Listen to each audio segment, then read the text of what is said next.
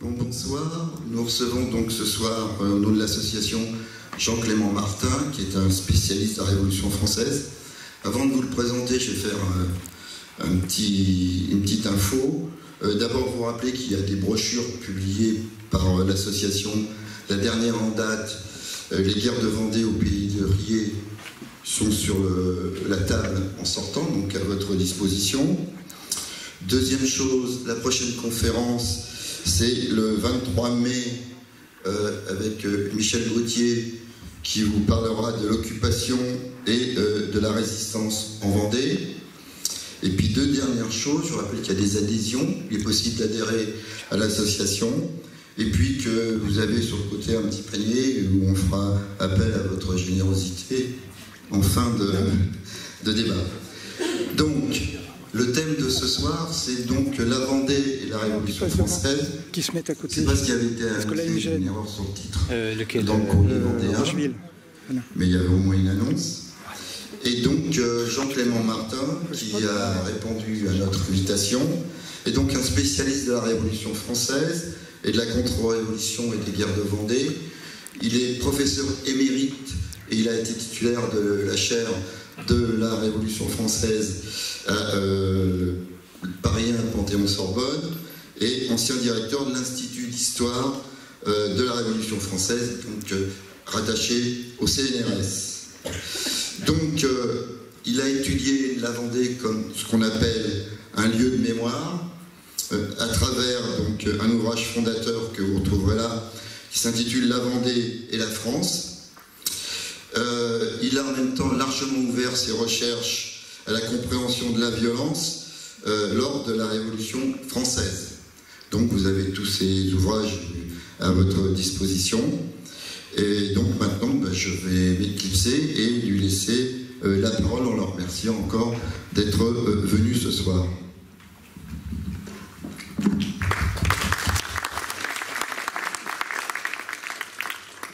Bien, oui, donc le micro fonctionne. Merci de votre présentation et de votre invitation. Merci à vous tous d'être aussi nombreux. Je suis un peu désolé parce que... je vais me lever. Quand j'aurai besoin de m'asseoir, je redescendrai. Et vous me pardonnerez aussi pour... ne pas maîtriser complètement, c'est pas un diaporama, mais pour ne pas maîtriser complètement les images que je vais vous projeter éventuellement, qui sont des images d'illustration. On commence bien sûr par la Vendée, mais il n'y a pas une succession d'images, donc je vais éventuellement monter, descendre, et vous me pardonnerez mes hésitations. Alors, parler de la Vendée et de la Révolution, je dirais qu'aujourd'hui, c'est parler essentiellement de la violence,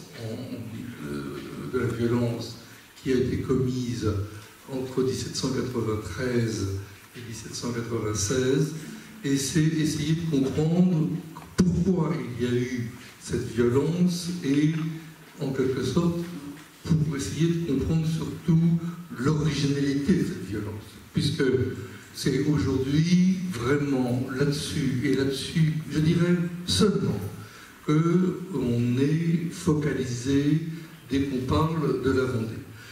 Alors, je crois que pour essayer de comprendre ça, je ne vais pas vous faire un récit, je ne vais pas vous raconter la guerre de Vendée, ça va être finalement très abstrait, il y aura peu de personnages, je dirais presque, je m'en excuse à l'avance, mais si on veut avoir une heure seulement, je n'ai pas envie de dépasser une heure pour qu'on ait vraiment du temps de discussion, vous me pardonnerez cette présentation un petit peu austère. Et ce par quoi je voudrais commencer, parce que ça me semble essentiel de bien situer les enjeux. C'est-à-dire que quand parler de la Vendée aujourd'hui, c'est parler d'un des épisodes les plus importants et les plus douloureux de l'histoire de France, épisode pour lequel le deuil, à mon sens, n'a pas été fait. Et c'est pour moi un des problèmes essentiels de cette question-là, Parce que ce qui s'est passé, c'est bien un événement absolument considérable. Et c'est, je crois, par là qu'il faut commencer. C'est, d'une certaine façon, la dernière grande guerre civile qui a marqué notre histoire. Et c'est une grande guerre civile au moment précisément où la France change de régime et rentre véritablement dans une nouvelle ère.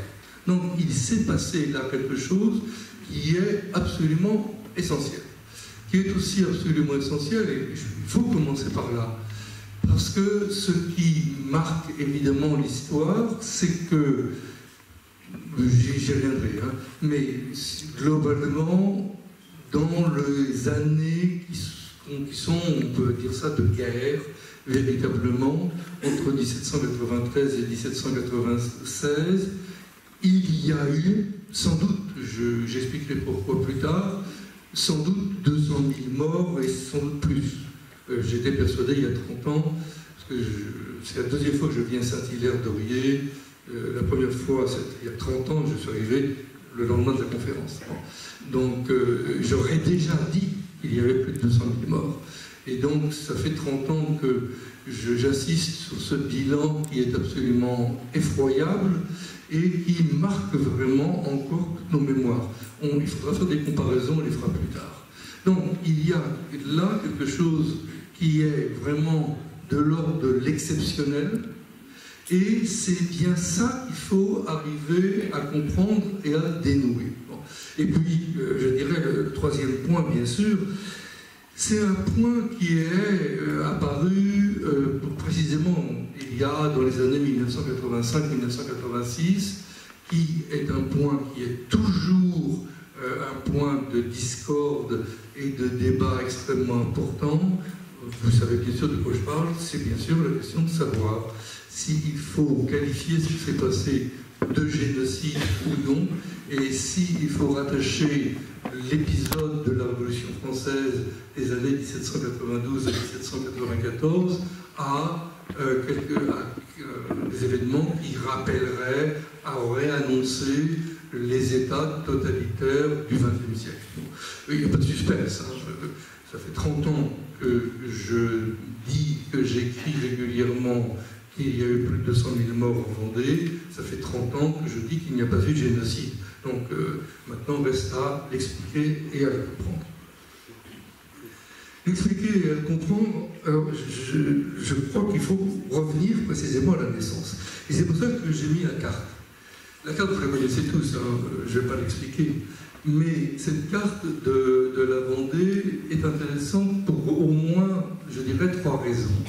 La première raison, c'est que, vous le savez aussi bien que moi, il n'y a aucune unité entre le Pays de Ré, le Haut-Bocage et les Bouches. Bon, à la limite même, ce ne sont même pas, en 1789-92, des populations qui vivent exactement de la même façon, on le sait bien, et je dirais ça continue encore un petit peu à être un peu différent.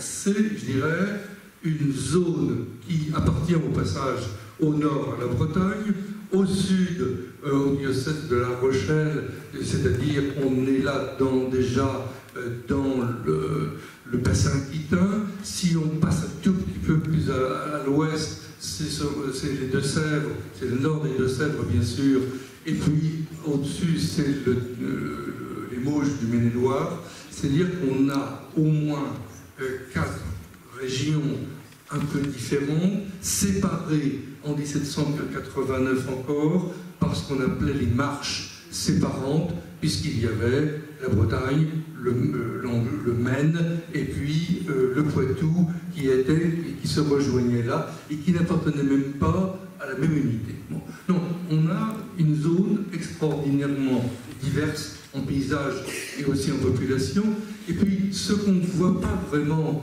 mais c'est pour ça que je voudrais qu'on s'y arrête 2 secondes, c'est qu'au nord de la Loire, ce qui est juste au-dessus, qui appartient donc à la Loire Atlantique inférieure à ce moment-là à la Bretagne, mais c'est rigoureusement le même paysage où il y a surtout les mêmes mentalités que ce qu'il y a au Sud. Et ce qui est beaucoup plus intéressant encore, c'est de dire, et c'est là-dessus qu'il faut insister, c'est de dire que lorsqu'il y a des modifications lourdes dans l'administration, dans la vie religieuse, dans la vie politique, au sud et au nord de la Loire se déroulent rigoureusement les mêmes choses, les mêmes résistances à Nantes, les mêmes résistances à la Révolution française, les mêmes résistances pour défendre les prêtres qui vont s'appeler les prêtres réfractaires, et c'est-à-dire qu'il va y avoir dès 1791, je ne vais pas remonter très loin, mais dès 1791, que ce soit Sud-Loire ou Nord-Loire, il y a déjà je dirais, le début d'une guerre civile. Il y a déjà des morts, c'est la prise de Vannes, c'est tout ce qui se passe autour de Machecoul. Il y a là véritablement des émeutes considérables. Et puis si on va vraiment dans les Mauges, c'est Beaupro notamment, où il y a des débuts d'insurrection que les républicains contiennent très mal. Donc on a affaire là à quelque chose qu'il faut avoir en tête. C'est-à-dire ce qui va s'appeler guerre de Vendée a des origines qui sont pas du tout originales. C'est pas lié à une zone particulière, c'est pas lié à une population qui serait unifiée, c'est au contraire, et c'est bien comme ça qu'il faut le comprendre, parce que ça joue dans l'autre sens, c'est au contraire des réactions qui se sont déclenchées et qui ont touché, pour faire bref, un quart de la France. C'est toute la Bretagne, pratiquement. C'est toute la Bretagne, c'est le sud de la Loire, ça va être aussi l'Alsace, ça sera la région de Lille, ça sera un peu plus tard autour du Puy-de-Dôme, en Corrèze et Mende, ça sera aussi un peu plus tard autour dans le Pays Basque. C'est-à-dire que ce qui se passe à partir de 1792 et surtout du printemps 1793, quand il y a ce qui s'appelle la levée des 300 000 hommes, quand on demande que les communes envoient des gens désignés ou qui se sont portés volontaires pour aller combattre aux frontières. On est en février-mars 1793. Il y a là des mouvements qui sont rigoureusement identiques partout. Et donc, il y a quelque chose qui se déclenche là, c'est-à-dire que ce n'est pas une originalité, entre guillemets, vendéenne. La Vendée, à ce moment-là, n'est que le département, et il n'y a pas cette unité, bien sûr, qu'aujourd'hui nous connaissons. Donc, on a affaire là à quelque chose qui est une réaction collective et une réaction liée aux demandes de la Convention. Alors, deux mots quand même, parce qu'il faut là aussi, on rentre dans des zones qui sont connues, mais qui sont en même temps extrêmement compliquées, puisque la Convention va exiger cette levée des 300 000 hommes, parce que ce qui s'est produit le 21 janvier 1793, tout le monde connaît la date, c'est l'exécution du roi. Et une des conséquences immédiates de l'exécution du roi, c'est l'entrée en guerre de l'Angleterre et de l'Espagne. Et donc, d'un seul coup, la guerre qui a été menée contre la Prusse et l'Autriche va devenir une guerre européenne, puisqu'après l'Espagne et l'Angleterre, il va y avoir le Piémont-Sardaigne, et en fait, on est rentré là dans une guerre qui est véritablement européenne. Donc, la Convention a besoin de ces hommes, et ce qu'il faut aussi comprendre, même si vous le savez, mais je voudrais le redire autrement, c'est que la Convention, à ce moment-là, c'est donc l'Assemblée qui dirige le pays, c'est certain, qui est divisée entre elles, on ne va pas rentrer dans trop de détails, on y reviendra peut-être tout à l'heure si vous le souhaitez, entre ceux qu'on appelle les Girondins et ceux qu'on appelle les Montagnards. La grosse différence entre les deux, pour faire bref, c'est que les Girondins ne veulent pas s'allier aux sans-culottes et que les Montagnards s'appuient sur les sans-culottes. Bon, et pour faire bref, c'est ça, c'est autour de cette révolution sociale à venir. Mais ce qu'il faut comprendre, surtout parce que ça va être la clé de tout ce que je vais dire, c'est que cette convention en février 1793, contrairement à ce qu'on a derrière la tête en général, c'est une assemblée fragile. c'est une assemblée qui vient d'être divisée lourdement au moment de l'exécution du roi, et c'est une assemblée dans laquelle les rivalités sont extraordinairement violentes entre les Girondins et les Montagnards, et puis c'est une assemblée qui n'a pas vraiment le pouvoir, parce que c'est ça qui va être aussi absolument déterminant. Ceux qui ont un pouvoir extraordinaire, ce sont les sans-culottes dont on ne parle pas très souvent, sauf en les pensant toujours défiler avec des piques et puis des bonnets rouges sur la tête, sauf que ce n'est pas si simple que ça. Ces sans-culottes à Paris ont un pouvoir considérable et ce sont les seuls qui ont véritablement le pouvoir armé dans Paris, parce qu'ils auront fédéré autour d'eux des volontaires, et à partir de l'été 1793, ce sont ces sans-culottes qui vont disposer véritablement du ministère de la guerre.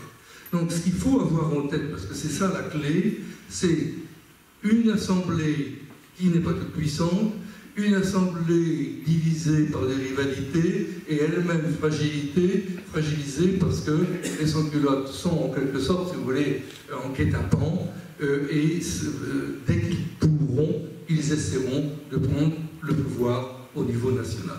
C'est cette histoire-là qu'il faut avoir en tête, autrement on n'y comprend rien. Parce que ce qui va se produire dans février-mars 1793, c'est que ces insurrections, je le disais tout de suite, qui sont des insurrections généralisées. Qui sont des insurrections généralisées, elles vont être battues partout. Elles sont battues en Alsace, en 3 semaines. Elles sont battues en 1 mois et demi en Bretagne. Elles sont battues en 2 mois. C'est difficile. C'est plus difficile dans le Massif central autour de Mende et autour du Puy-de-Dôme, même si ce n'était pas très ample, mais malgré tout, ça a été difficile à écraser. Et ce n'est qu'au sud de la Loire que ces insurrections qui ont été déclenchées, c'est vraiment pour mémoire, hein, les insurrections les plus importantes, c'est le Bain en Mauges, c'est Saint-Florent, c'est Beaupro, c'est bien sûr Machecoul, que tout le monde connaît, qui joue un rôle absolument considérable, mais c'est l'événement, bien sûr, qui va déclencher les choses en définitive, c'est à côté de Saint-Fulgent, cette bataille du pont Charot du 19 mars 1793, qui fait que là, les troupes qui sont parties de La Rochelle, un peu fleur au fusil, hein, en estimant que les insurgés, on allait les écraser rapidement, eh bien, ces troupes sont battues ce jour-là, et que ce jour-là, il va y avoir un renversement qui va être absolument considérable. On est là à un moment qui est vraiment très important, étonnant, parce que au même moment, en définitive, toutes les insurrections qui avaient éclaté ailleurs commencent à être réprimées, et surtout sont connues à Paris. Et c'est précisément le 19 mars 1793 qu'est pris un décret qui institue tout simplement la mise hors la loi de tous ceux qui portent une cocarde blanche ou qui portent des armes. On va enregistrer seulement leur identité et on les exécute comme contre-révolutionnaires. Non, le jour de la bataille du pont Charot, il y a ce décret qui est pris à Paris, qui est un décret extrêmement important, puisque c'est une mise hors la loi, donc une exécution sans jugement, sous 24 heures. Et ce décret du 19 mars 1793 a été déclenché à Paris, à la Convention, parce que les nouvelles étaient venues de Bretagne. C'est contre les Bretons insurgés que le décret est pris, il ne faut jamais l'oublier, puisque bien sûr au même moment, ce qui se passe au sud de la Loire, personne ne le connaît. Et ce qui est encore plus important, parce qu'il faut aussi l'avoir en tête, c'est quelque chose qui est régulièrement oublié, et c'est bien dommage, c'est que ce décret du 19 mars faisait suite à un décret de la veille, donc du 18 mars, qui était un décret qui mettait aussi hors la loi et qui exécutait sur 24 heures ceux qui réclamaient la loi agraire. La loi agraire, ça veut dire le partage des biens. Bon, si je résume d'une façon un peu caricaturale, le 18 mars, on déclare hors la loi tous les extrémistes de gauche, pour faire bref, et on les exécute. Le 19 mars, on décrète hors la loi et on les exécute, tous ceux qui sont contre-révolutionnaires. Bon. Et ce qui s'est passé là, c'est que ces deux décrets, et on ne parle jamais du premier, ont été pris par les Girondins, puis par les montagnards.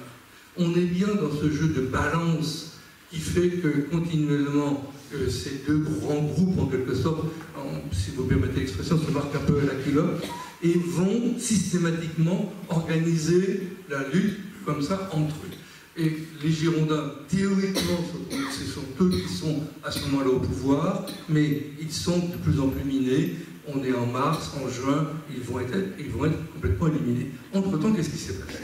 Entre-temps, ce qui s'est passé... Ah.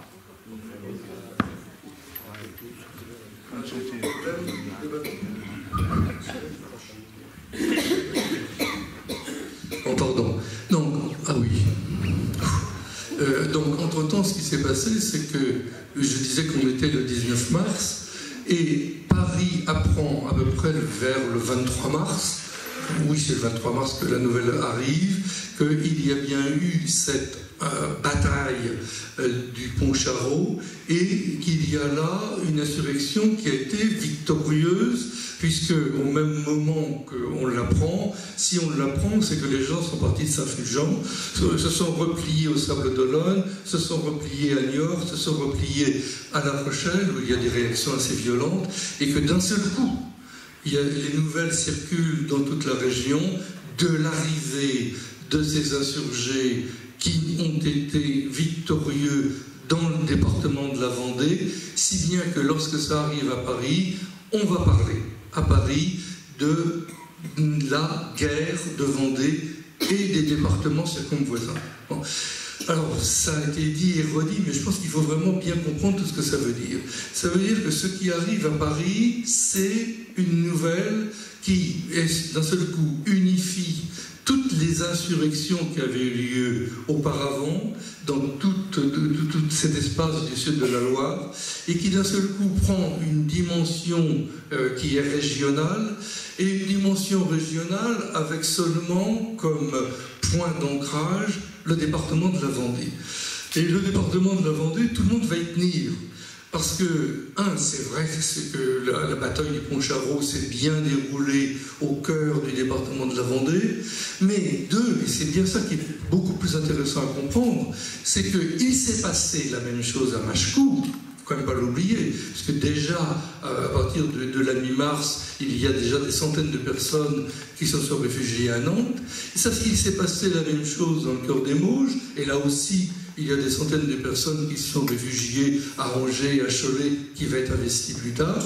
Mais ce qui va se produire, c'est que lorsqu'on va parler de la guerre de Vendée et des départements circonvoisins, on met en accusation, depuis Paris, non seulement les insurgés, mais on met aussi en accusation les généraux qui commandaient à La Rochelle, on met en accusation les administrateurs du département, de la Vendée, et ce qui est tout le temps derrière, c'est qu'on suspecte aussi globalement tous les administrateurs de la Loire inférieure, du Maine-et-Loire et ensuite des Deux-Sèvres. Alors mettez-vous à la place des administrateurs départementaux des départements de la Loire-Atlantique et du Maine-et-Loire. Ils sont très contents et ils vont le dire régulièrement. Je sais pas, je ne l'invente pas, on le trouve dans les textes. Ils vont dire que précisément ça ne s'est pas passé dans leur département, que ça s'est passé en Vendée. Et l'enjeu c'est quoi? C'est que ces administrateurs des départements, globalement, ils sont tous girondins. Et que ce qui se passe depuis Paris, c'est que l'insurrection victorieuse dans le département de la Vendée devient la possibilité pour les montagnards d'accuser les Girondins, de dire qu'ils n'ont pris que des demi-mesures, c'est ce qui a été dit à ce moment-là, et donc de les mettre en accusation. Dit autrement, la naissance aussi de ce mot « guerre de Vendée », vous ne trouverez ça nulle part. On n'a pas parlé de guerre de Bretagne. On n'a pas parlé de guerre de la vallée du Rhône, de Lyon ou de Marseille, où depuis 1790, on se bat, on se tue, il y a des morts en permanence dans la vallée du Rhône, ça va durer jusqu'en 1815, on n'aura jamais appelé ça guerre. Bon. Non, il va y avoir quelque chose là qui naît ici, depuis Paris. On appelle guerre de Vendée et des départements circonvoisins quelque chose qui arrive à la Convention.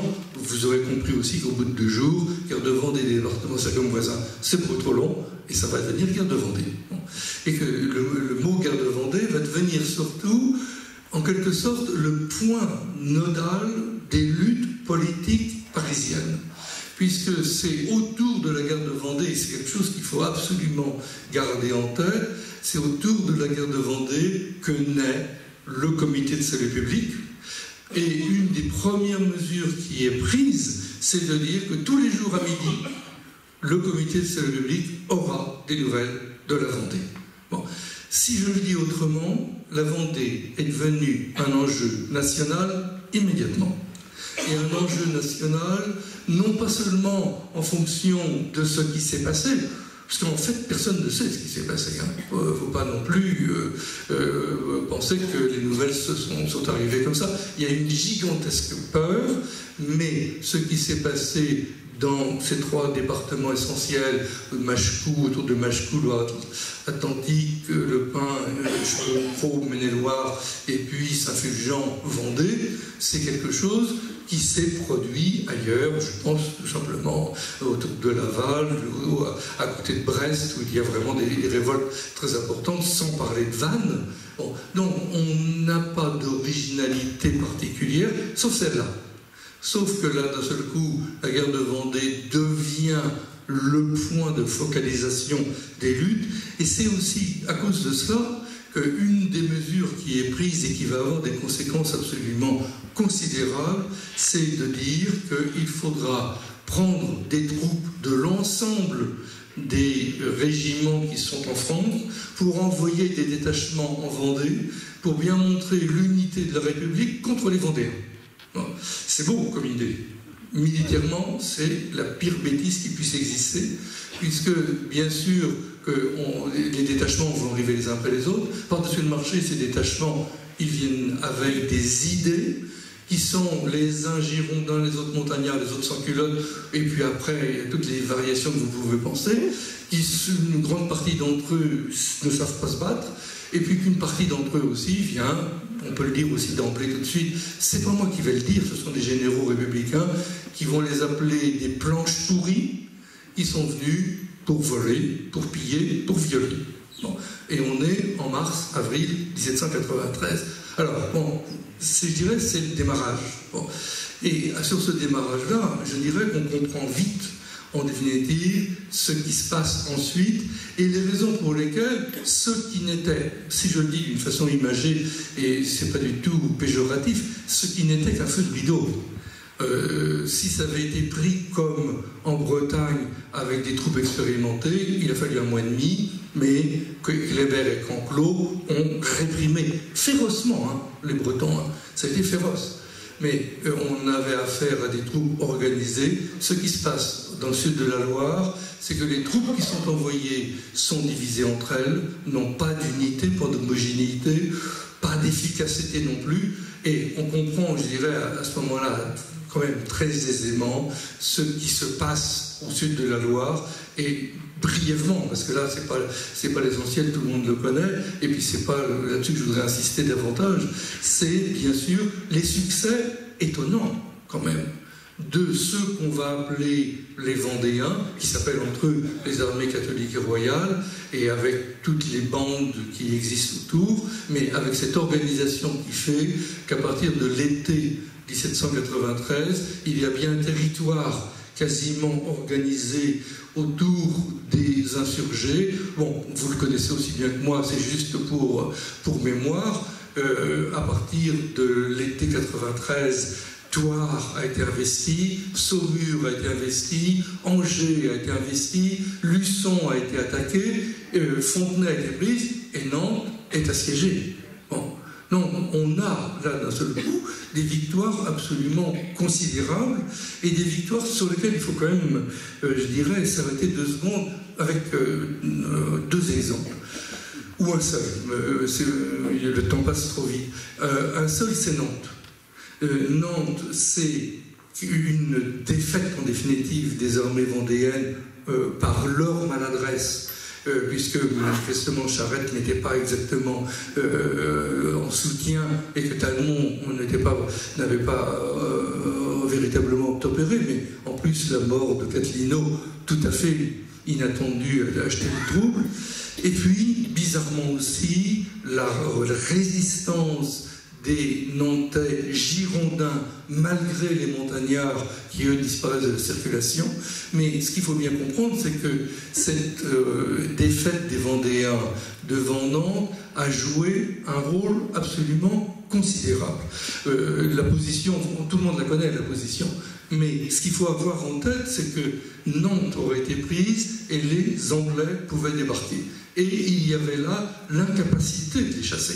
C'est-à-dire que la bataille de Nantes, c'est, et je n'exagère pas en le disant, c'est là que se joue le sort de la Révolution, en définitive. La guerre de Vendée, c'est pas marginal. La guerre de Vendée avec Nantes a une ampleur qui est absolument considérable, ça aurait pu changer complètement le cours des choses. Donc il faut vraiment avoir ça en tête pour bien comprendre à quel point, pour tous les révolutionnaires divisés entre eux, mais ils sont tous là dans une inquiétude absolument considérable. On est dans l'été 1793, toutes les frontières sont investies par les troupes étrangères les troupes étrangères rentrent sur le territoire français et il y a cette bataille impressionnante qui se déroule. Là, c'est le sort de la Révolution qui est en jeu. Ça explique aussi, et puis c'est ça qu'il faut bien comprendre, ça explique que les Girondins qui ont perdu politiquement à partir de juin 1793 à Paris sont amenés malgré tout à se coordonner avec les montagnards, à lutter contre les contre-révolutionnaires, contre les Vendéens, pour faire front commun. On en est là vraiment le dos au mur. C'est quelque chose de tout à fait impressionnant. Alors, cette expansion de la Vendée militaire, si j'ose dire, c'est aussi une expansion fragile. Les villes qui ont été prises n'ont pas été gardées. L'organisation des armées catholiques et royales n'est pas une organisation véritablement pérenne. Les divisions entre les chefs, on les connaît. Et le résultat là, c'est leur fragilité. C'est leur fragilité, c'est cette espèce d'éclatement qu'il y a dans l'été, le début de l'automne 1793, et qui, malgré tout, fait qu'il va y avoir une résistance des armées vendéennes tout à fait inattendue en septembre 1793. Et il faut y revenir là-dessus, parce que tout le monde les connaît, ces grandes batailles. C'est toutes les grandes batailles, Saint-Fulgent, qui vont véritablement marquer les mémoires, parce qu'il y aura eu des avancées, notamment des soldats partis de Nantes et qui commencent à brûler des villages et qui sont arrêtés brutalement. Bon. Or, toutes ces victoires de septembre 1793 sont tout à fait explicables. Elles ne sont pas liées à une mobilisation extraordinaire, même si les troupes vendéennes là, sont vraiment rassemblées dans des armées absolument considérables pour l'époque. Mais ce qui va jouer un rôle beaucoup plus important et qui est vraiment essentiel à comprendre, c'est que ce qui se passe en septembre 1793, c'est que les sans-culottes abandonnent les montagnards. Ça, c'est quelque chose dont on a les preuves. Enfin, c'est pas une invention d'historien, on a les preuves. Les généraux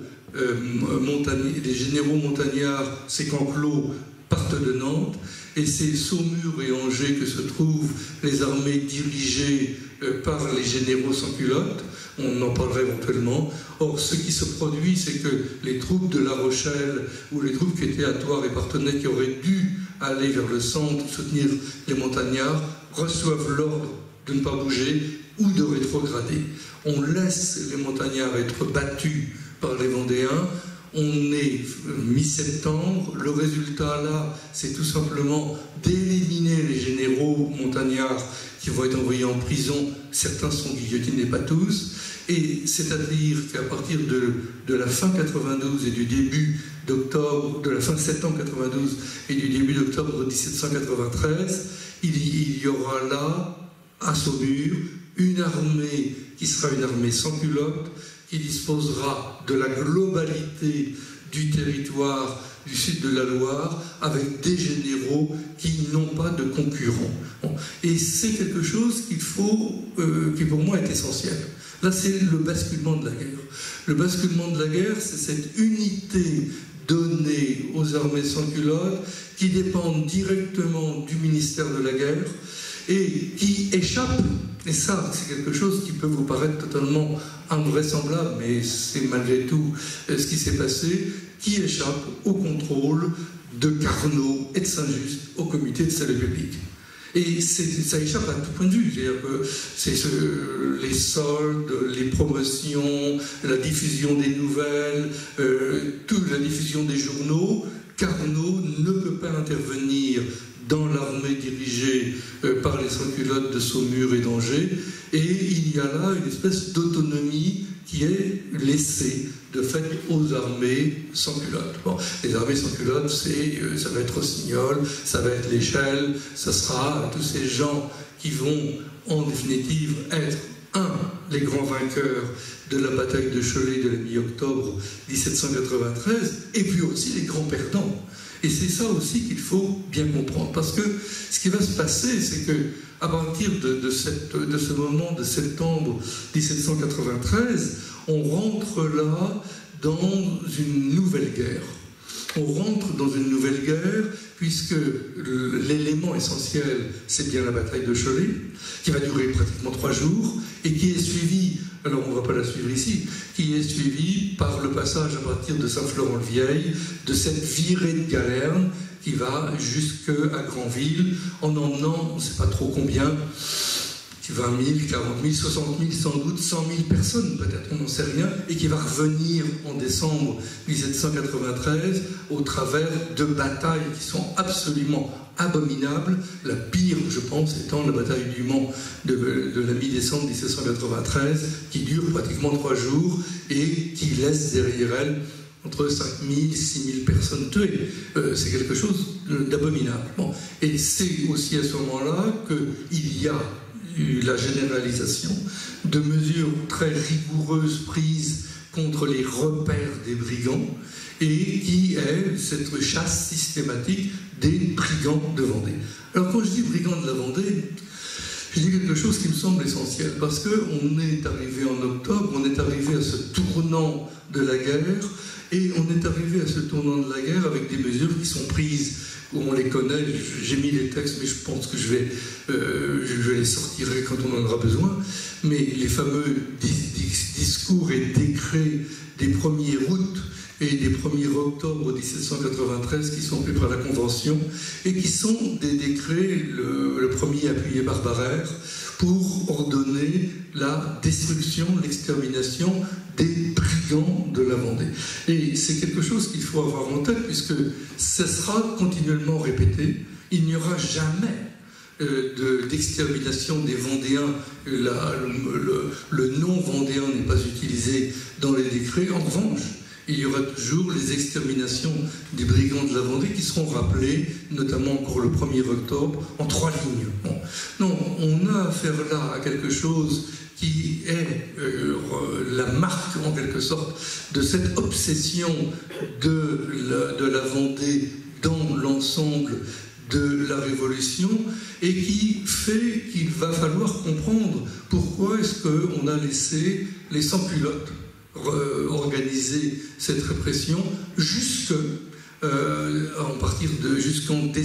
janvier 1793, janvier 1794, quand il y a un nouveau tournant essentiel qui se produit.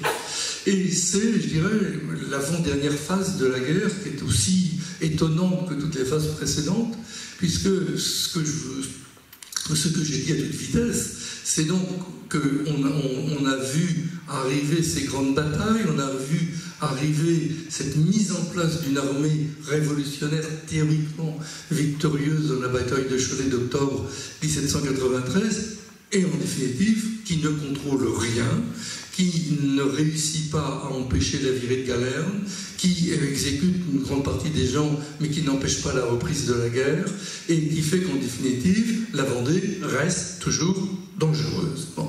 Or, ce qui se produit en décembre 1793, et ce n'est pas un hasard, c'est que les sans-culottes disparaissent de la circulation politique, si j'ose dire. C'est quelque chose qui est en général jamais bien comprise. En décembre 1793, il y a deux événements qui se passent à Paris qu'il faut rappeler, parce que personne n'y fait attention. Un premier événement qui est de rien du tout, c'est Robespierre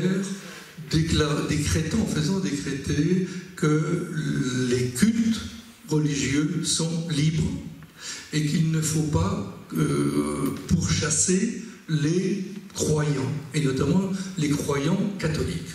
Bon, c'est une position que Robespierre fait adopter, et la position que Robespierre fait adopter a des effets qui sont immédiats et parfaitement compris par tout le monde. C'est que cette liberté des cultes qui est imposée à ce moment-là, c'est une condamnation de l'athéisme. Condamnation de l'athéisme, et ce qui suit dans les jours qui vont succéder à ce décret, c'est de dire que les athées sont des suspects, puis les athées sont des contre-révolutionnaires. C'est-à-dire que ça veut dire très concrètement qu'il y a le risque de se retrouver en prison sur l'échafaud. Et ça veut dire qu'on est le 6 et le 8 décembre 1793, ça veut dire qu'arrivent à la tribune les grands meneurs sans culottes qui viennent dire qu'eux croient en Jésus-Christ et que Jésus-Christ était le premier des sans culottes. Que d'un seul coup là, c'est un virage qui est important, c'est une réaction prise par la Convention contre ce qui s'appelle la déchristianisation. Donc, il n'est pas question que l'ensemble de la Convention accepte de fermer les églises, de pourchasser les prêtres, et Robespierre le dit d'une façon assez claire, on ne va pas faire des martyrs. Bon.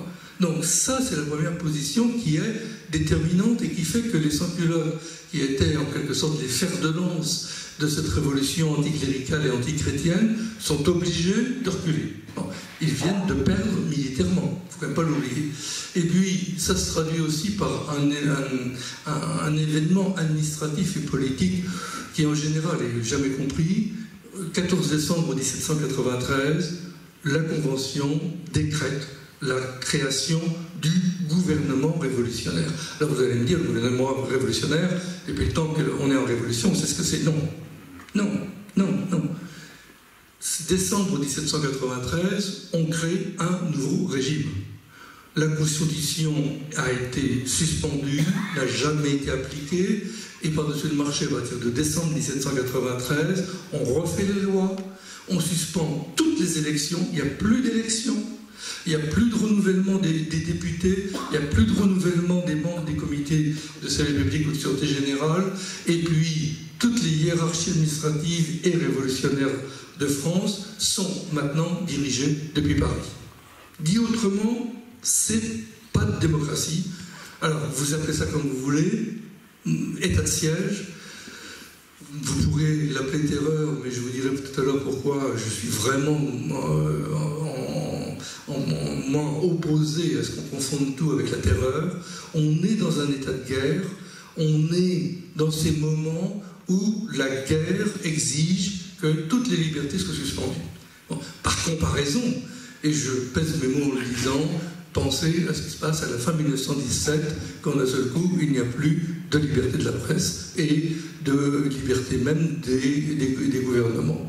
Donc, il y a là quelque chose qui se passe, qui joue contre les sans-culottes, qui fait qu'à partir de janvier 1794, très exactement, on rapatrie à Paris de gré ou de force, le plus souvent, tous les représentants de mission, tous les députés qui étaient partis dans toutes les provinces, pas seulement en Vendée, et qui avaient appliqué des mesures de répression extraordinairement violentes. Alors, on pense bien sûr à Carrier, qui est ramené à Paris, mais si on fait des comparaisons, c'est Carrier à Nantes, c'est Lyon, c'est Fouché, Barras, c'est Marseille, Tallien, c'est Bordeaux.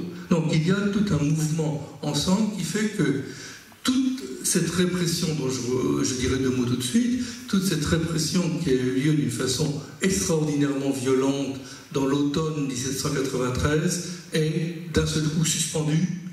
C'est la Convention qui centralise tout, et les représentants en mission les plus radicaux, les plus extrêmes sont priés de se faire oublier. Bon.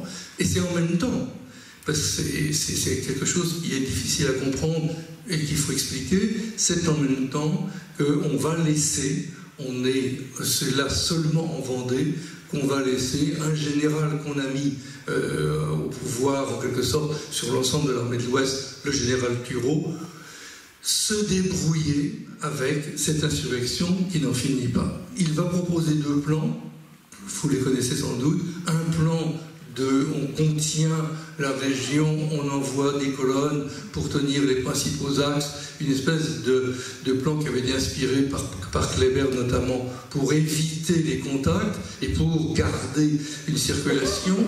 Le plan n'obtient pas d'approbation du comité de service public, il en propose un autre, qui va être d'envoyer des colonnes incendiaires, 12, pour essayer d'écraser, d'exterminer ces brigands de la Vendée qui finalement sont toujours dangereux. Et la réponse du comité de service public via Carnot, ça sera « Brave général, nous te connaissons, nous te faisons confiance, tu appliques le plan que tu as décrété ».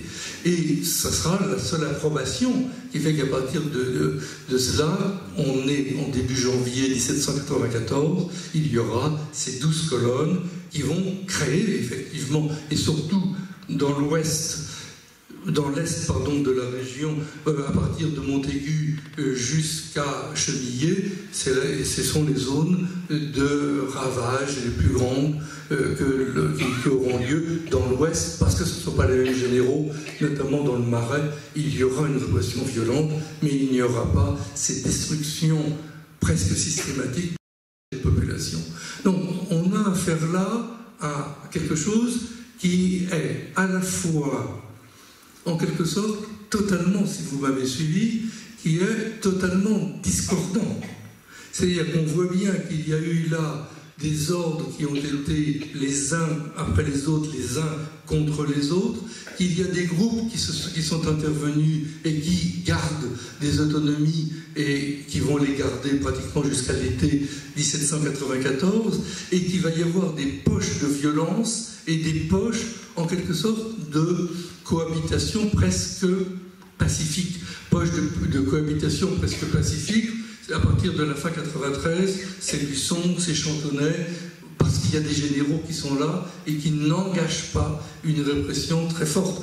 On ne le voit pas ici, bien sûr, c'est de Parthenay jusqu'à Poitiers, tout simplement parce qu'il y a un représentant en mission à Poitiers qui est totalement intransigeant et qui déteste ses collègues et qui ne veut pas que les colonnes incendiaires et les colonnes infernales rentrent dans le département qu'il contrôle. On est là dans cette espèce de magma, en quelque sorte, de guerre, qui fait qu'il y a là... Alors, je pense qu'il faut le comprendre comme ça, ces violences qui sont à la fois demandées, à la fois permises et surtout incontrôlées. Et c'est quelque chose là qui fait que ces mois, que la fin de 1793 et du début de 1794 ont eu cette explosion inouïe, incroyable. Alors si on prend des exemples, parce qu'il faut en prendre quelques-uns qui sont tout à fait impressionnants, c'est un exemple qui a été rappelé tout à l'heure, puisqu'on en parle encore aujourd'hui, c'est les fameux exemples dits des pots tannés, des contre-révolutionnaires par les révolutionnaires. Il y a précisément, et on le connaît, on sait documenter, et on sait de quoi on parle. Il y a deux exemples dans l'Ouest qui sont marquants. Le premier exemple, étonnant et qui a tellement été gênant pour tout le monde qu'il a été dissimulé depuis, c'est la peau de ce révolutionnaire qui a été tué au moment du siège de Nantes et qui avait donné sa peau pour qu'on en fasse un tambour. Bon. Et la peau a été exposée de mémoire jusqu'en 2005 au musée d'Aubray à Nantes. Bon. Depuis 2005, parce que les sensibilités ont changé et que cette peau a été réclamée par un certain nombre de gens, la peau est rentrée dans les réserves. On est à peu près certain, malgré tout, parce que c'est une longue histoire, qu'il s'agit bien d'un révolutionnaire tué qui voulait que sa peau soit tannée. Deuxième exemple, c'est le décembre 1793, c'est les Poncets au sud d'Angers, quand il y a un épisode absolument épouvantable de répression des gens qui reviennent de Granville, puisque à la mi-décembre 1793, on est à peu près sûr qu'il y a eu entre 3 et 4 000 personnes tuées en quelques jours. C'est quelque chose de tout à fait impressionnant. Et dans ces journées-là, on sait aussi, parce que là, les sources existent et on a pu les vérifier, qu'un chirurgien du bataillon des Ardennes avait réussi à obtenir une vingtaine de cadavres qui avaient été dépouillés littéralement et dont la peau avait été tannée. Bon. Et ce qui se passe surtout, c'est que c'est ce tannage des peaux qui se fait d'une façon... Alors, quand je dis ça, vous allez peut-être réagir, mais je vais expliquer tout de suite. Qui s'est fait d'une façon marginale au point où pratiquement personne n'a réagi sur le moment. Il y a une désapprobation, mais c'est par rapport aux 3 ou 4 000 personnes qui ont été tuées, fusillées, noyées, enfin vous imaginez, on va arrêter là. Cet épisode du tannage des peaux est resté tout à fait marginal. Il faudra attendre 1795, quand il y aura le retour en place d'une vie politique beaucoup plus stable et sans les sans-culottes pour qu'un procès soit organisé et que cette question-là soit remise sur le tapis. En attendant, le chirurgien qui s'appelait Peckel ou Pickel est reparti. Alors, ça peut paraître extrêmement choquant, cette histoire-là, mais ce qu'il faut avoir en tête, c'est que, à l'époque, et je le dis très sérieusement, le tannage de la peau humaine était organisé. C'était quelque chose qui se faisait partout. Bon. Il y avait ces écorchés qui existaient dans tous les cabinets de curiosité du monde entier.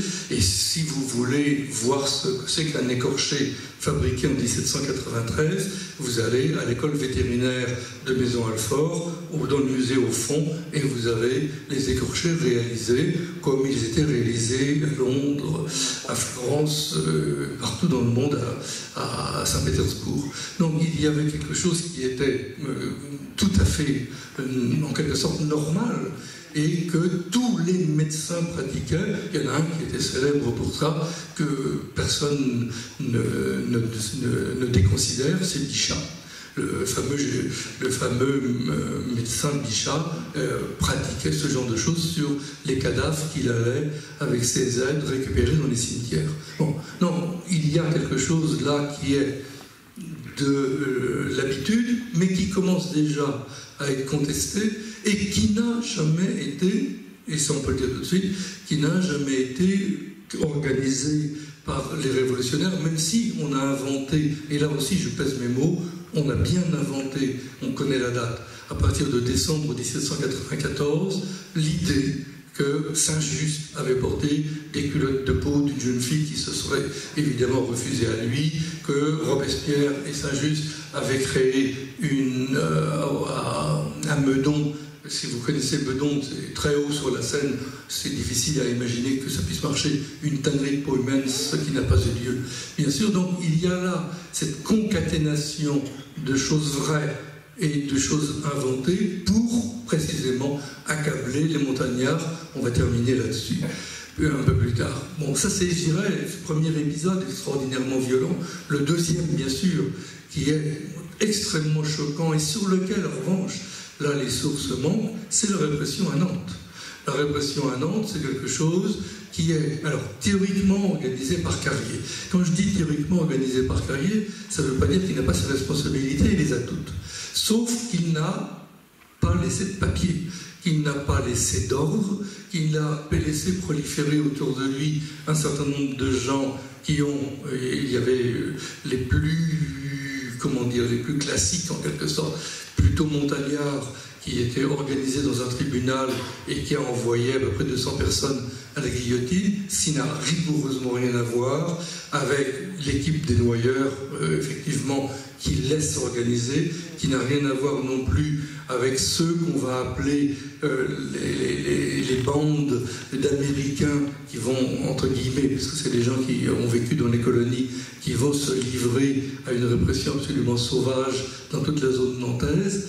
Et le résultat de tout ça, c'est une imprécision complète.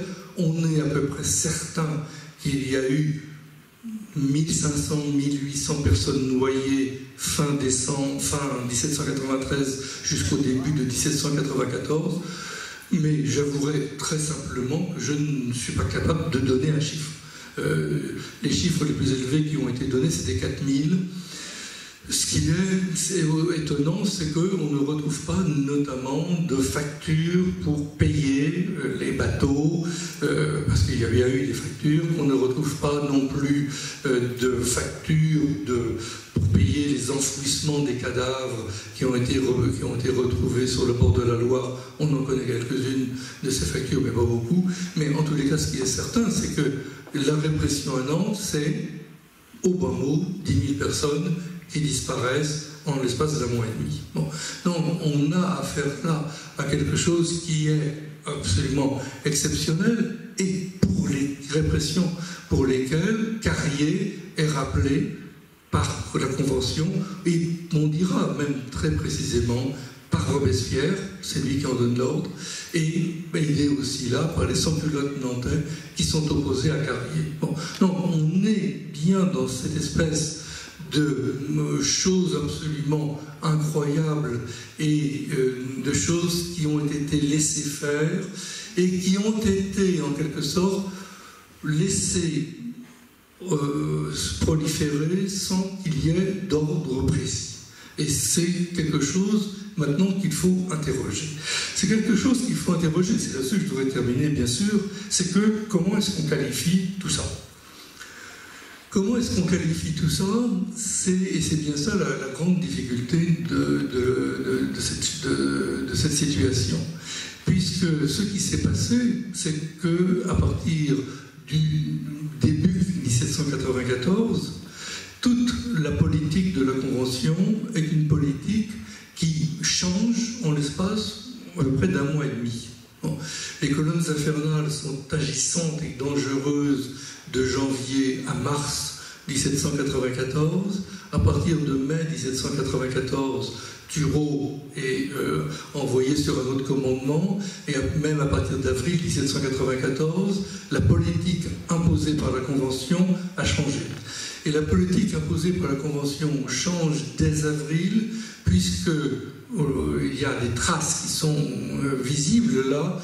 On ne parle plus des brigands de la Vendée, mais on va parler des frères égarés, et on va parler des braves habitants des campagnes qu'il faut réintroduire dans le giron national. Et à partir de mai 1794, les généraux et les représentants en mission qui sont envoyés en Vendée ont l'ordre d'établir une paix, et ont l'ordre aussi d'arrêter toute mesure répressive. Et il y a quelque chose là qui est un bouleversement extrêmement, je dirais même embêtant pour les soldats, parce que d'un seul coup ils sont passés d'une situation à l'autre, embêtant aussi pour une autre catégorie de population dont je n'ai pas parlé et qui se met à jouer un rôle important à ce moment-là. Ce sont tous les patriotes de ce territoire qui ont été chassés, qui ont été emprisonnés ou qui ont été protégés par les révolutionnaires. Puisque à partir on peut remonter dès mars 1793, les patriotes, les républicains qui fuyaient devant les armées dites vendéennes vont recevoir des aides. Et à partir du début 1794, c'est totalement coordonné et on va parler des réfugiés de la Vendée. Combien ils sont? On n'en sait trop rien. Au bas mot, 20 000, sans doute 40 000. Ils ont été envoyés jusqu'à Tours, jusqu'à Poitiers. Ils vont avoir de l'argent en tant que réfugiés vendéens.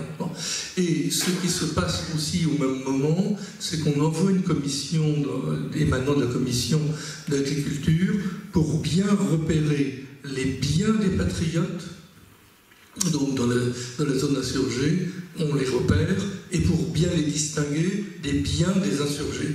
Les biens des patriotes doivent être protégés, les biens des insurgés doivent être confisqués. Donc il y a quelque chose qui est mis en place là, qui est, et c'est ça aussi qu'il faut avoir en tête, qui est la reconnaissance de républicains vendéens dans le territoire insurgé et de la nécessité de les protéger. Bon, sauf que si vous comprenez évidemment rapidement ce qui se passe, c'est qu'à partir du moment où on va mettre en place un processus de pacification avec les insurgés vendéens, la question se pose, qu'est-ce qu'on fait des réfugiés qui reviennent et qui, eux, veulent évidemment récupérer leurs biens et qui veulent évidemment récupérer leur position.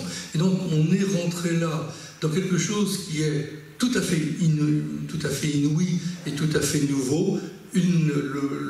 La République impose la paix.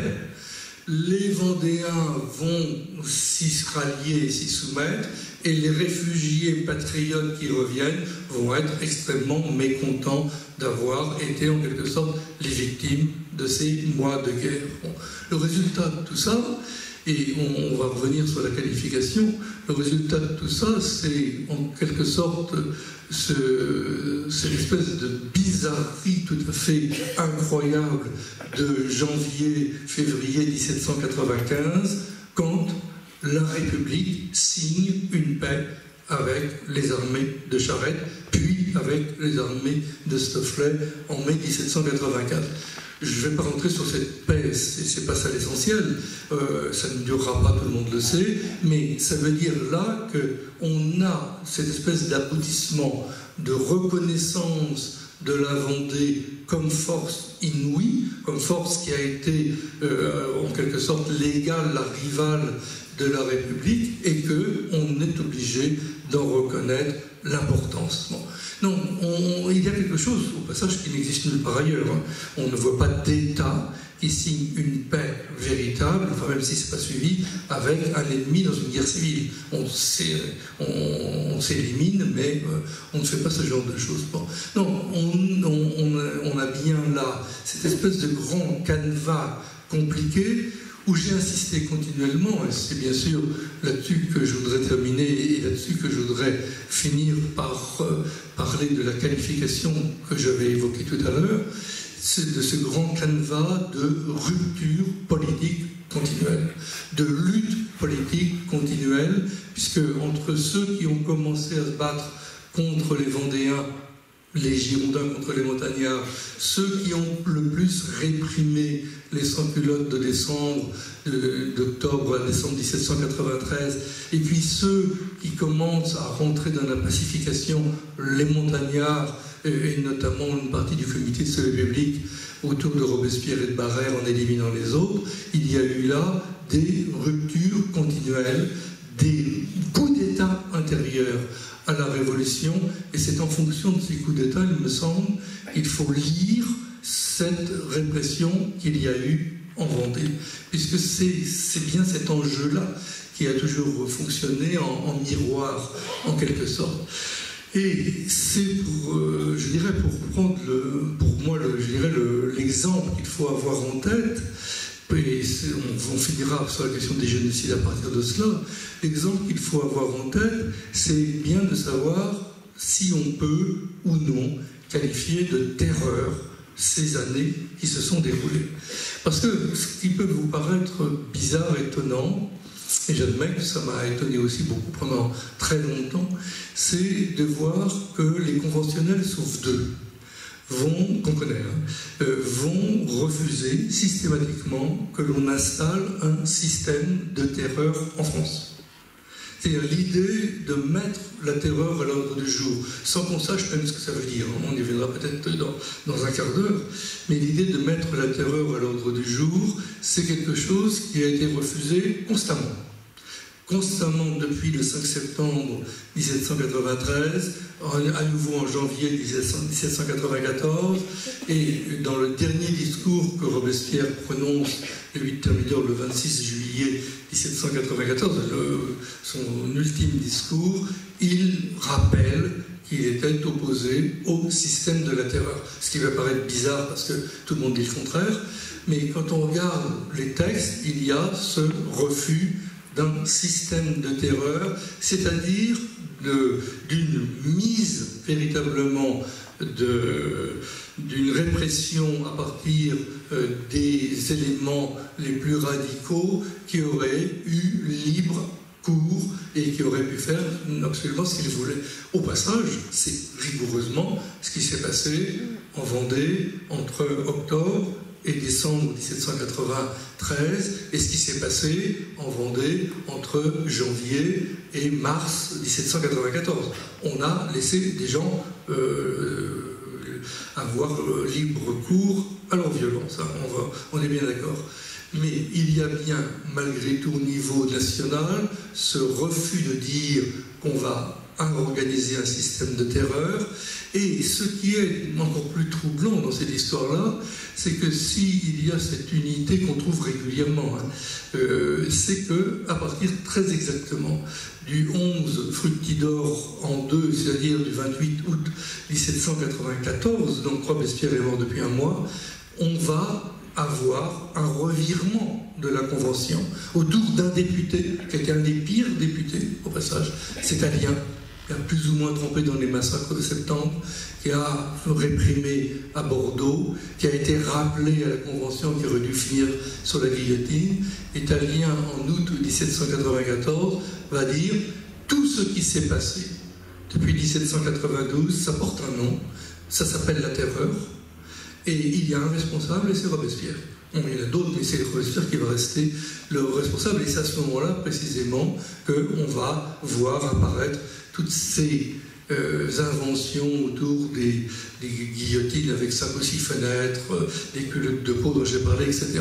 Non, on a affaire là à l'aboutissement, en quelque sorte, de tous ces jeux politiques et politiciens dont je parlais tout à l'heure, qui font que, devant, disons le mot, l'énormité de ce qui s'est passé, une partie des députés qui ont vraiment participé à la chose, Barras, Fouché, Tallien, Carrier, vont tous se retourner contre Robespierre en disant « c'est pas nous ».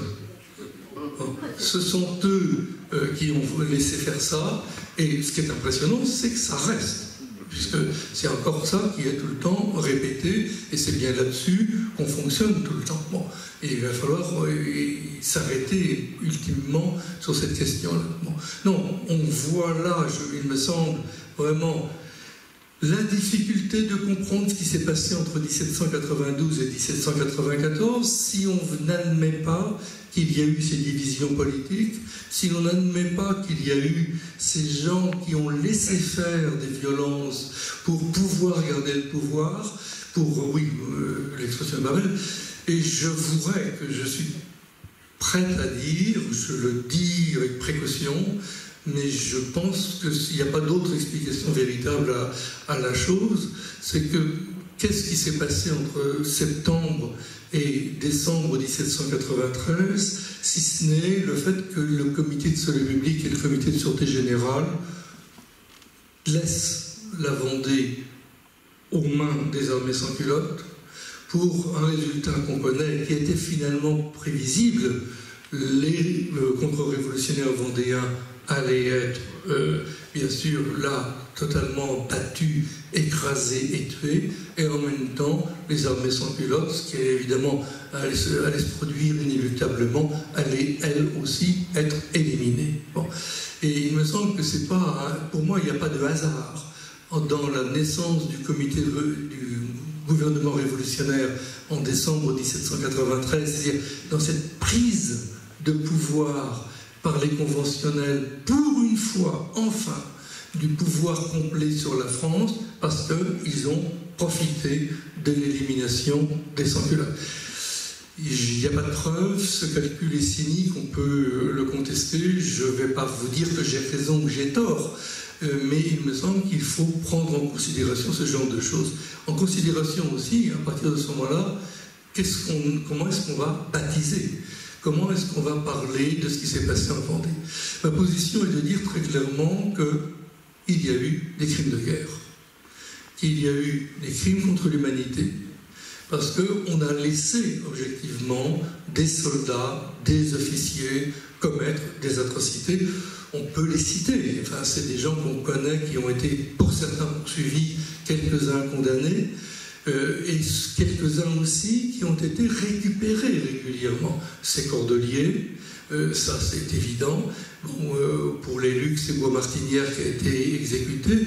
Et le cas le plus embêtant, certainement, c'est le général Huchet, qui est condamné à mort par un tribunal républicain, donc des gens qui estiment que Huchet a totalement outrepassé les ordres et qu'il doit être exécuté parce qu'il a commis des crimes, qui va être sauvé par des représentants en mission, renvoyé en Vendée avec un grade supérieur avant d'être malgré tout éjecté. Donc, et pas réintégré dans l'armée. Donc on a bien affaire là à des gens qui ont été identifiés, à des gens qui ont effectivement commis des crimes, et il me semble qu'il faut, de ce point de vue-là, tout simplement le reconnaître et le dire simplement, qu'on ne peut pas passer à côté. En revanche, il me semble que le passer à la notion de génocide, c'est rentrer dans un autre débat dont, d'abord, je ne vois pas l'intérêt, et ensuite, dont je ne vois pas la justification. Je ne vois pas l'intérêt dans la mesure, tout bêtement, où parler de crimes de guerre, parler de crimes contre l'humanité, ou parler de grands massacres, c'est quand même tout à fait équivalent avec cette notion de génocide. Il n'y a pas de différence ni d'atrocité, ni d'ampleur. Bon, la différence monumentale, bien sûr, c'est dire que dans un génocide, il est nécessaire d'identifier ce qu'on veut exterminer, de mener une politique systématique contre eux et de prendre, bien sûr, des mesures pour les qualifier.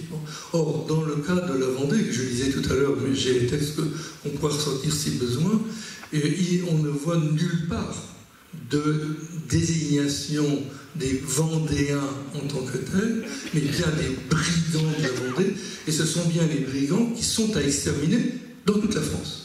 Alors, je ne veux pas dire que ça soit quelque chose qui soit facile à accepter et facile à comprendre, mais ce qu'il faut quand même avoir en tête, c'est qu'à l'époque, les brigands et les pirates, c'était la législation ordinaire, les brigands et les pirates étaient de toute éternité, si je puis dire, hors la loi. Quand on prenait les brigands et les pirates, on les pendait. Et il n'y avait pas de jugement. C'était la législation ordinaire de la monarchie. Hein. Bon, qu'on reprend là, les brigands sont hors la loi. S'ils sont hors la loi, on les exécute. Bon. Donc, il n'y a pas eu de désignation, et je le disais tout à l'heure, pour les biens des patriotes vivant en Vendée, on a pris soin d'aller distinguer les biens des patriotes des biens des insurgés. Dire que ça s'est bien passé, forcément, c'est autre chose. Bon, donc il n'y a pas eu d'ordre général, il y a bien eu la protection des réfugiés vendéens, et il y avait même, parce que ça peut paraître anecdotique, mais ça ne l'est pas véritablement, il y avait eu, de la part de la Convention, une mention spéciale pour les patriotes de la Vendée qui avaient voté en faveur de la Constitution de juillet 1793 quand elle avait été approuvée par référendum. Et les députés étaient parfaitement conscients de l'enjeu des votes, et ils avaient félicité les patriotes de Vendée pour bien montrer que même en Vendée, il y avait des patriotes, et que ces patriotes appartenaient à la nation. Bon. Donc il me semble que la notion de génocide là-dessus bute sur ces raisons-là, n'apporte rien. Et puis, pour dire des choses autrement, il me semble que c'est un faux débat. C'est un faux débat parce que ce qui est en jeu, malgré tout, c'est cette espèce de comparaison entre les génocides et de voir s'il y en a qui sont plus importants plus respectables les uns que les autres, et je pense que c'est un mauvais calcul. Et puis, ça c'est le premier point. Puis le deuxième point, c'est que si on veut trouver un génocide, on peut en trouver dans la Révolution. On peut en trouver, bon, pas vraiment un génocide mené à son terme, mais il faut quand même rappeler que certains députés, c'est pas partie de la Convention, mais certains députés ont déporté les Basques de toute la région d'Istassou, de Sarre, etc., donc du Labour basque. Toutes ces 3000 personnes à peu près ont été déportées parce que basques, parce que parlant une langue étrangère. Et donc là, si on veut trouver une population réprimée pour des raisons d'homogénéité démographique, linguistique et culturelle, on va le trouver du côté des Basques. On le trouverait aussi, si on le cherche un petit peu, du côté de l'Alsace, quand on sait qu'on a réprimé à partir de 1994 ceux qui parlaient allemand et qu'il y a eu, c'est pas très glorieux non plus, des pogroms contre les juifs alsaciens dès 1792. Bon, donc il me semble que si on veut véritablement rentrer dans ce débat-là, il faut revenir au texte. Et on bute quand même sur la naissance de ces textes et sur la façon dont les lois ont été prises. 2, on bute sur cette espèce de comparaison dangereuse. Et puis 3, il me semble que ça n'ajoute rien, ça ne permet pas de comprendre ce qui s'est passé dans la Révolution, et c'est là-dessus que je terminerai, ça conduit même à une mésinterprétation totale. Parce que ça voudrait dire que les révolutionnaires avaient tous été unis pour prendre des décisions qu'ils portaient tous ensemble. Mais à ce moment-là, on ne comprend pas pourquoi. Ils ont quand même passé leur temps, si je peux dire ça comme ça, à se guillotiner les uns les autres. Bon, c'est quand même les divisions dans le camp révolutionnaire qui ont été essentielles, avant qu'il y ait une unité autour de gens qui n'étaient pas forcément recommandables en 1795. Bon, non, il est nécessaire de rétablir la complexité de la Révolution, de comprendre qu'il n'y a pas eu de lien immédiat entre des lois qui se sont contredites, entre des lois qui étaient souvent totalement, totalement inadaptées et même mal établies d'un point de vue juridique. Là, on est bien dans des bricolages de lois, c'est une évidence. Donc il n'y a pas d'unicité révolutionnaire ni sur une doctrine, ni sur un groupe, ni sur des objectifs, et que ce qui s'est passé, c'est que précisément au moment le pire des années 1793-1794, on n'est pas dans un État tout puissant, on est dans un État quasiment impuissant. C'est ça qu'il faut accepter de penser que non Robespierre, non Barère n'avaient pas le pouvoir qu'on leur prête aujourd'hui comme maître de la Convention ou comme président de la République. C'est bien sûr pas vrai. Tous ces gens-là avaient un pouvoir extrêmement faible, et c'est précisément dans ces rivalités de pouvoir que se sont engouffrés tous les violents, tous les gens qui ont profité de ces occasions pour commettre ce dont on a parlé tout à l'heure. Donc, vouloir rassembler la Révolution avec ce mouvement très glorieux, c'est en définitive passer à côté de la réalité. Ça veut dire aussi, et quand je dis ça, je pèse mes mots, je sais ce que je veux dire très exactement. Ça veut dire aussi que le grand discours qui est tenu sur cette révolution qui aurait changé le monde entier et qui serait ce mouvement noble et généreux, c'est pas vrai non plus. Je pense que c'est aussi ça qu'il faut accepter, c'est la remise en cause de cette espèce de vision magnifique de la Révolution qui gomme ce qu'on ne veut pas voir. Et il me semble, j'ai commencé en disant que moi je plaidais pour qu'on fasse le deuil, et il me semble que c'est ça ce que nous avons tous à faire autour de cet épisode, c'est accepter d'abord de dire les choses comme elles se sont passées, accepter de revenir à ces luttes politiques et politiques politicienne. Ça fait mal au ventre de tout le monde quand on dit les luttes politiciennes. Mais bon sang de bois, excusez-moi, il n'y a pas de vie politique sans ça. Non. Alors il faut être un peu réaliste et il faut accepter de revenir au terrain politique et aux luttes politiciennes. Une fois qu'on aura fait cela, on abandonnera aussi les grandes mystiques révolutionnaires et les grandes mystiques contre-révolutionnaires, mais tant qu'on ne l'aura pas fait des deux côtés, il n'y aura pas de deuil possible. Et il me semble que c'est ça qu'il faut faire, même si ça nous coûte, même si ça pose problème, même si ça remet en cause des engagements, mais il me semble qu'il est nécessaire de comprendre quand même que les intentions peuvent être bonnes, mais qu'il faut quand même tenir compte des réalités pour savoir ce qu'on veut faire par la suite. Bon. Et l'exemple de la Vendée de ce point de vue-là est, à mon avis, là pour le rappeler et pour éviter quand même aussi qu'on s'engouffre dans des dénonciations qui risquent de nous diviser, qui risquent de nous emmener sur des chemins qui seront des impasses et qui empêcheront définitivement de comprendre cette complexité. J'ai été trop long, je vous remercie.